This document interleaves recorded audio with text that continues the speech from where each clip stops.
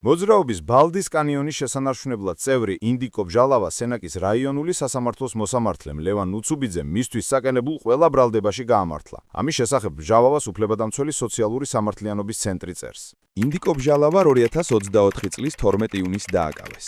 მას პოლიცია ბალდის კანიონის ინვესტორ კომპანიასთან დაკავშირებული პირის მეუღლის მიმართ მუქარას ედავებოდა. დაკავების შემდეგ ინდიკო ბჟალავას სენაკის რაიონული სასამართლოს გადაწყვეტილებით აღკვეთის ღონისძიების სახით პატიმრობა შეეფარდა, თუმცა მას შემდეგ რაც საქმეზე შეგროვდა შესაბამისი მტკიცებულებები და დაიწყო საქმის არსებითი განხილვა, მას აღკვეთის ღონისძიების სახით შეფარდებული პატიმრობა გირაოთი შეიცვალა და ამ დრომდე 10,000 ლარიანი გირაო ჰქონდა შეფარდებული.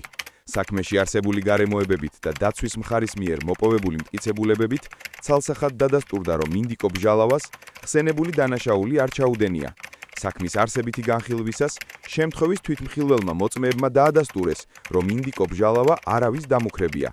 პირი, რომელიც ინდიკო ბჟალავას სიცოცხლის მოსპობის მუქარაში ადანაშაურებდა, იმ ბრალდებულის მეუღლეა, რომელიც 2024 წლის 11 ივნისს ძმასთან ერთად თავს დაესხა ბალდის კანიონის მცველებს და მინდია ბჟალავას დანით 7 ჭრილობა მიაყენა, რის გამოც განზრახ მკვლელობის მცდელობის ბრალდებით დააკავეს.